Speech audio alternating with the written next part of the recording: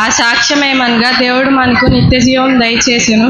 ఆ జీవము దేవుని కుమారుని ఉన్నది. దేవుని కుమారుని అంగీకరించిన వాడు జీవము గలవాడు, దేవుని కుమారుని అంగీకరించని వాడు జీవము లేనివాడు. 1 యోహాను 5:11-12. మరలా యేసు, నేను లోకమునకు వెలుగు, నన్ను వెంబడించువాడు చీకట్లో నడవక జీవపు వెలుగు కలిగి ఉండని వారితో చెప్పాను. యోహాను 8:12. మర్నాడు యోహాను యేసు తన వద్దకు రాగా చూచి, ఇదిగో లోక పాపములు మోసుకొని పోవు దేవుని గొర్రె పిల్ల. 1 యోహాను 1:29. నన్ను నీ సత్యం అనుసరింపజేసి నాకు ఉపదేశం చేయము. నీవే నా రక్షణ కర్తవైన దేవుడవు. దినమెల్లా నీ కొరకే కనిపెట్టుచున్నాను. కీర్తన 25:5. అరణ్యంలో మోషే సర్పం నేలాగు ఎత్తెనో అలాగే విశ్వసించి ప్రతివాడు నశింపక ఆయన ద్వారా నిత్య జీవం పొందినట్లు మనుష్య కుమారుడు ఎత్తబడవలెను. యోహాను 3:14-15.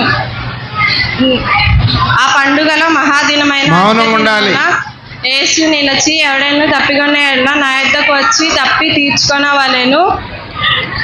విశ్వసించు ప్రతివాడెవడో, నా యందు విశ్వాసం ఉంచువాడెవడో లేఖనంలో చెప్పినట్లు వాని కడుపులో నుండి జీవజల నదులు పారునని బిగ్గరగా చెప్పాను.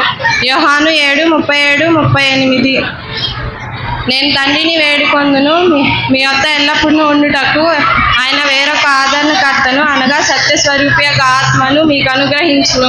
యోహాను 7:37-38. ఇటు వారిలో యూదుడనియు గ్రీసు దేశస్థుడనియు లేదు, సిద్ధుడని పరిసయుడనియు సున్నతి పొందిన వాడనియు సున్నతి పొందకపోవటనియు లేదు, కానీ సిద్ధుడని పరిసయుడని దాసుడనియు స్వతంత్రుడనియు లేదు, కానీ క్రీస్తే సర్వమును అందరిలో ఉన్నవాడనే ఉన్నాడని వారితో చెప్పాను. కొలసీ 3:11. పరిశుద్ధులు సంపూర్ణనగునట్లు క్రీస్తు శరీరం పరిచర్య ధర్మం జరిగినట్లు ఆయన కొందరిని అపోస్తులు గాను, కొందరిని ప్రవక్తలు గాను, కొందరిని సువార్తికులు గాను, కొందరిని కాపర్లు గాను, ఉపదేశకులు గాను నియమించెను. ఎఫెసీ 4:13.